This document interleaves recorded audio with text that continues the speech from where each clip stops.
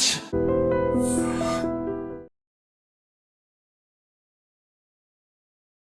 Big breaking. ఎందుకంటే Marwadi go back అని ఒకవైపేమో ఒక ఉద్యమం నడుస్తోంది. అట్లాంటిది ఇప్పుడు లేబర్ గో బ్యాక్ అనే ఉద్యమం రాబోతోందా అనేటువంటి పరిస్థితులు ఇక్కడ కనిపిస్తున్నాయి. ఎందుకంటే మీరు చూస్తోంది సూర్యాపేట జిల్లా పాలకవీడు మండలం దక్కన్ సిమెంట్ ఫ్యాక్టరీ దగ్గర ఉన్నటువంటి సిచ్యువేషన్. యాక్చువల్లీ ఈ కార్మికులు ఎవరైతే ఉన్నారో ఈ సిమెంట్ ఫ్యాక్టరీలో పనిచేసే కార్మికులు పోలీసులపై కర్రలు అట్లాగే రాళ్లతో దాడికి దిగినటువంటి పరిస్థితి స్పష్టంగా మనకు కనిపిస్తోంది. వీళ్ళంతా కూడా బీహార్కి సంబంధించినటువంటి కార్మికులు. ఇక్కడ కొంతమంది పోలీసులకు కూడా గాయాలైనట్టు మనకున్నటువంటి సమాచారం. బీహార్ కార్మికుల దాడిలో ఇప్పుడు 2 పోలీసు వాహనాలు పూర్తిగా ధ్వంసమైపోయినటువంటి పరిస్థితి.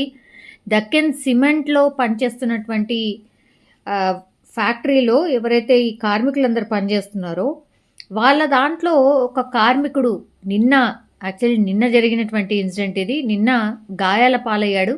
మిర్యాలగూడలోని ఒక ఆసుపత్రికి తరలించిండ్రు ఆ కార్మికుడిని. ఆ కార్మికుడు చికిత్స పొందుతూ చనిపోయాడు. దీంతో కోపోద్రిక్తులైనటువంటి కార్మికులు ఎవరైతే ఉన్నారో, నిన్న గాయపడినటువంటి కార్మికుడు ఎవరైతే ఉన్నారో ఆయన చనిపోయాడు అని తెలుసుకున్న తర్వాత ఈరోజు పోలీసులు ఇన్వెస్టిగేషన్ కోసం వచ్చినప్పుడు ఇలా పోలీసులను తరుముతున్నటువంటి సిచ్యువేషన్ని మనం స్పష్టంగా చూస్తూ ఉన్నాం. న్యాయం చెయ్యాలని కంపెనీ ఎదుట కార్మికులు ఆందోళనకు దిగినరు. వాళ్ళని చెదరగొట్టే సమయంలో ఇప్పుడు కార్మికులు పోలీసులకు మధ్య ఒక ఘర్షణ వాతావరణాన్ని మనం స్పష్టంగా చూస్తూ ఉన్నాం. దీంతో ఆ ఆందోళనలు చెదరగొట్టే క్రమంలోనే ఆగ్రహంతో పోలీసులపైకి దాడికి దిగినరు కార్మికులంతా. కార్మికులు చాలా పెద్ద ఎత్తున ఉన్నారు. పెద్ద ఫ్యాక్టరీ ఇది. ఈ కార్మికులంతా ఈ కంపెనీ యాజమాన్యం మీద ఉన్నటువంటి కోపము, కార్మికుడికి న్యాయం జరుగుతుందో లేదో అన్నటువంటి పరిస్థితుల్లో ఆలోచనలో పోలీసులు ఆ టైంలోనే వచ్చి వాళ్ళని చెదరగొట్టే ప్రయత్నం చేయడం, అట్లాగే కేవలం 2 పెట్రోల్ వెహికల్స్ ఏవైతే ఉంటాయో వాటిని తీసుకొని రావడంతో ఒక్కసారిగా కార్మికులు మాకు న్యాయం జరగదేమో అనుకున్నటువంటి భావంలో ఇప్పుడు ఈ కార్మికులంతా కూడా పోలీసుల మీద రాళ్ళు రువ్వినట్టుగా మనకైతే స్పష్టంగా అర్థమవుతుంది. కానీ పోలీసులు వాళ్ళ డ్యూటీ వాళ్ళు చేసేటటువంటి సమయంలో ఇట్లా రాళ్ళు కర్రలతో రువ్వడం ఏంది? అట్లాగే మీరిక్కడ బతకడానికని వచ్చిండ్రు, అట్లాంటిదే ఇక్కడికొచ్చి ఇక్కడ పోలీసుల మీద దాడి చేయడం ఏంటి? బీహార్, ఈ ఉత్తరప్రదేశ్ ఇక్కడ నుంచి మనకు తెలుసు అవుట్స్కర్ట్స్లో ఎన్ని బస్సెస్ వస్తున్నాయో రోజు. వలస జీవులు చాలా పెద్ద ఎత్తున ఆల్రెడీ హైదరాబాద్లో ఉన్నారు. మళ్ళా కొత్తగా కూడా చాలామంది వస్తూనే ఉన్నారు. సో ఇదే కారణం కావచ్చు వాళ్ళని పెట్టుకోవడం. వాళ్ళు లేకపోతే నడవదు అనేటువంటి సిచ్యువేషన్కి కంపెనీలు రావడం.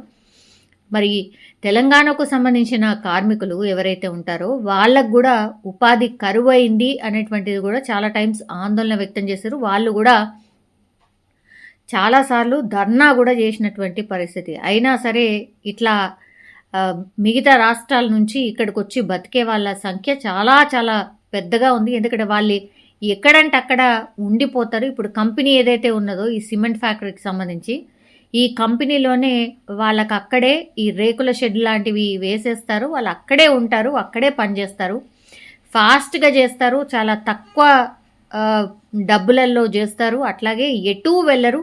సంవత్సరంలో మహా అయితే ఒక్కసారి వెళ్తే సరి, లేదంటే ఇక్కడే ఉండి పూర్తిగా కష్టపడుతూ వాళ్ళ జీవనాన్ని వాళ్ళ ఫ్యామిలీని పోషించుకుంటారు. అందుకనే చాలా కంపెనీస్ కూడా బయట నుంచి వచ్చే కార్మికులను పెట్టుకుంటున్నారు. కానీ ఈ మధ్యకాలంలో మనకు తెలుసు ఈ దోపిడీలు కావచ్చు, దొంగతనాలు కావచ్చు, హత్యలు కావచ్చు చేస్తున్నటువంటి వాళ్ళ సంఖ్య చాలా పెద్ద ఎత్తున పెరుగుతోంది. అది కూడా బయట స్టేట్స్ నుంచి వచ్చిన వాళ్ళ కేసెసే చాలా ఎక్కువగా నమోదవుతున్నాయి.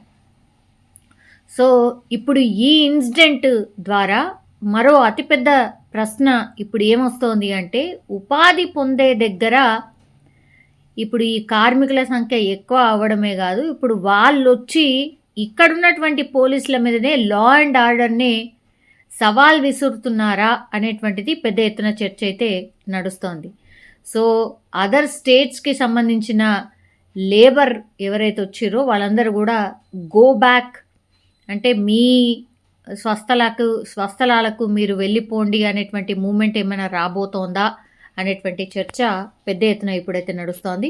వీళ్ళందరి మీద ఎవరైతే పోలీసుల మీద రాళ్ళు ఎవరైతే రువ్విరో వాళ్ళందరి మీద ఐడెంటిఫై చేస్తూ కేసులు అయితే ఫైల్ చేశారు. అట్లాగే కంపెనీకి సంబంధించిన యాజమాన్యానికి కూడా వాళ్ళు అసలు ఈ ఇన్సిడెంట్లో ఏం జరిగింది, ఈ కార్మికులు ఇంత కోపోద్రిక్తంగా ఎందుకున్నారు, అసలు ఏం జరిగింది ఈ ఇన్సిడెంట్కి సంబంధించి పూర్తి ఇన్ఫర్మేషన్ తీసుకోవడమే కాకుండా ఈ కార్మికులు ఎవరైతే రాళ్ళు రువ్వారో వాళ్ళ మీద కూడా కేసులు ఫైల్ చేసే అవకాశం అయితే కనిపిస్తోంది.